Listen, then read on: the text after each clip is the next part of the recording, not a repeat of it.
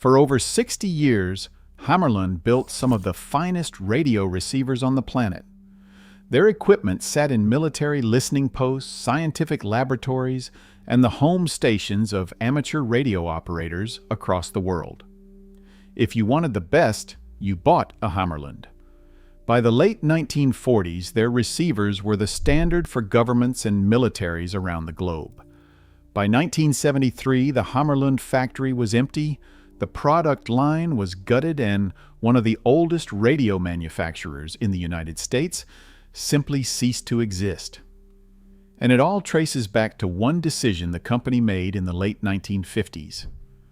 But to understand why that single decision destroyed everything, you have to understand what took half a century to build. Oskar Hammarlund was born in 1861 in Stockholm, Sweden. He studied engineering, impressed everyone around him, and landed a job designing tools and inspecting electrical instruments for the L.M. Ericsson Company. Then he got an offer from the Elgin Watch Company in the United States and crossed the Atlantic in 1882.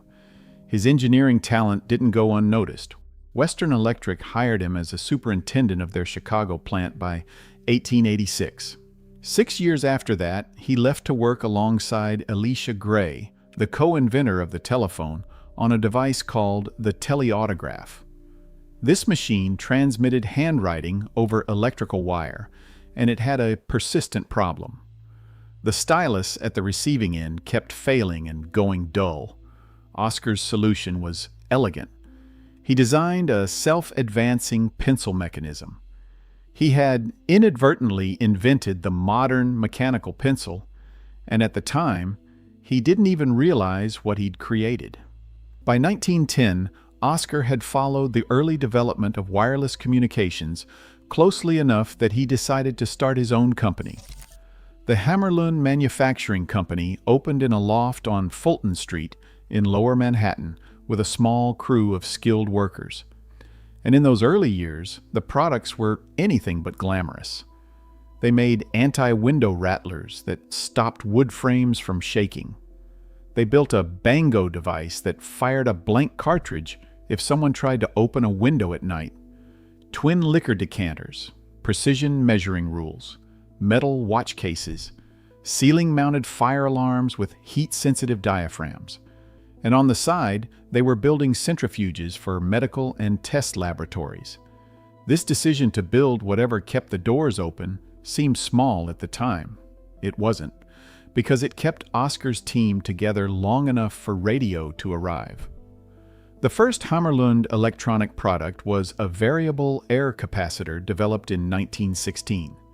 It was not built for a specific application, just a construction item for experimenters who furnished their own plans.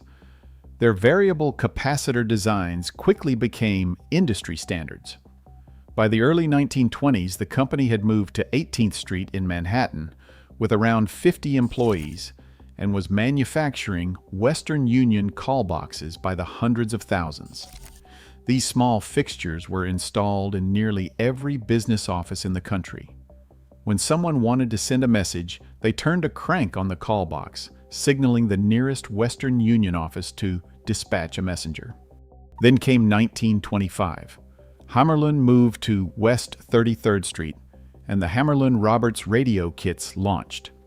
These kits, built for experimenters using Hammarlund capacitors and coils, were considered the finest kit-type radio receivers ever made. The circuit engineering was ahead of nearly every ready-made receiver on the market. That same year, Oskar and his son Lloyd designed the midline variable condenser, which solved a tuning problem at the high end of the dial. That design became standard equipment in almost every home entertainment receiver built afterward, and it stayed in use until electronic tuning replaced it. When the Hammarlund-Roberts partnership went out of business in 1931, Hammarlund entered the shortwave receiver market directly. In April of 1932, they released the Comet Pro, the first commercially produced shortwave superheterodyne receiver. It was an 8-tube receiver, covering from 14 to 200 meters. By 1936, the Comet Pro was in use around the world. in broadcast stations, commercial listening posts, and major exploration expeditions. Every serious expedition packed one as standard equipment. That same year, Hammarlund introduced the Super Pro SP200 series, after more than 4 years of engineering. It featured a variable bandwidth IF amplifier, a calibrated beat frequency oscillator, and an amplified automatic gain control. It was the kind of receiver that made other manufacturers study what Hammarlund was doing and try to catch up. When World War II broke out, the catching up was not optional anymore. Because Hammarlund had specialized in high-frequency capacitors for commercial and military equipment, nearly 90% of all American electronic military gear produced during the early part of the war incorporated Hammarlund variable capacitors. 90%. Other manufacturers had to be taught Hammarlund's techniques before they could produce their own. At peak wartime production, the famous APC variable capacitor was being manufactured at the rate of 1 million units per month across 10 different factories. The Super Pro receiver itself was adopted by the Signal Corps under the military designation BC779.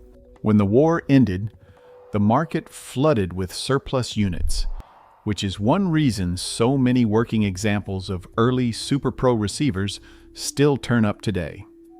After the war, the company kept building.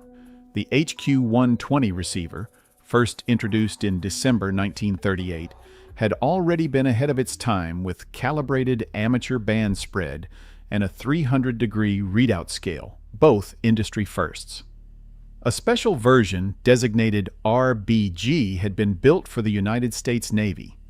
The post-war HQ-129 version sold for $129, though the company actually lost money at that price. Both models were so well built that many remain in use today.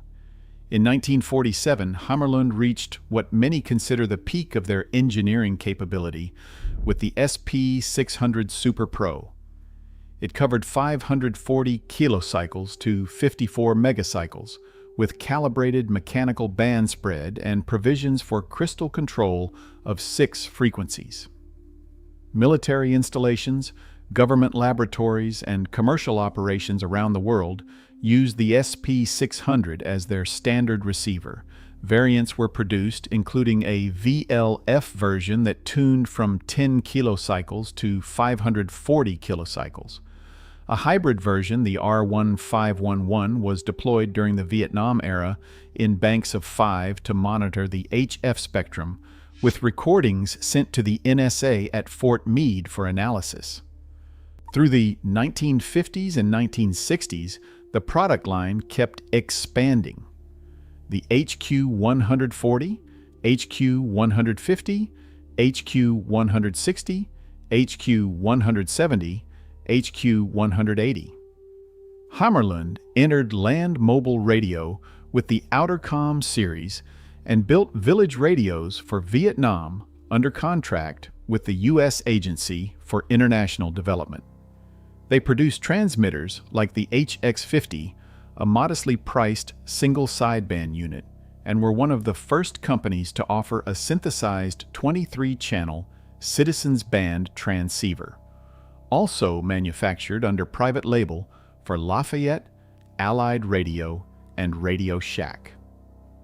The company had moved its manufacturing to a 100,000 square foot plant in Mars Hill, North Carolina, complete with its own plating facility, paint shop, and silk screening operation.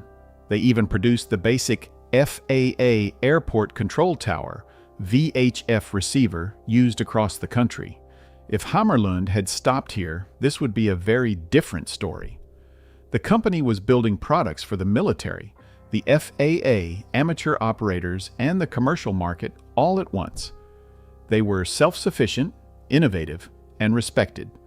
Oscar Hammarlund had passed away in 1945, but the company had continued to flourish under his son Lloyd. Oscar's management style had been family-like. He visited the production lines and knew every employee by name. That culture carried forward, and it showed in the products. The same philosophy of independent, family-rooted craftsmanship that built Hammarlund's reputation was about to work against them. In the late 1950s, the company was sold to Telechrome.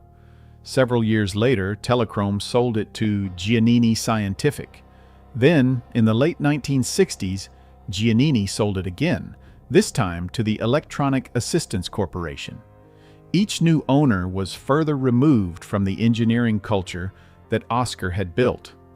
None of them were radio people. None of them walked the production lines, and that final sale to EAC was not a rescue, it was a liquidation. The product line was sold off in pieces or simply discontinued. The Cardwell Condenser Corporation bought whatever remaining stock was left, including a handful of SP600 VLF receivers.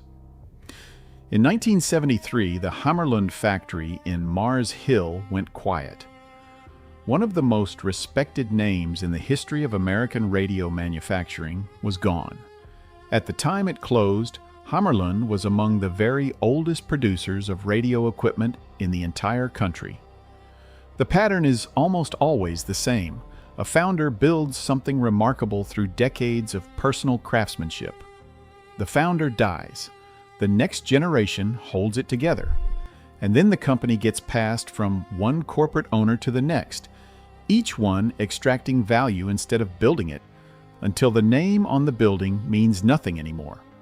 Today, vintage Hammarlund receivers are collected, restored, and put back on the air by amateur radio enthusiasts who understand what was lost. The SP600 still works. The HQ120 still tunes. The engineering that Oscar Hammarlund insisted on, the precision that made his capacitors the standard for an entire industry, it all outlived the company that created it.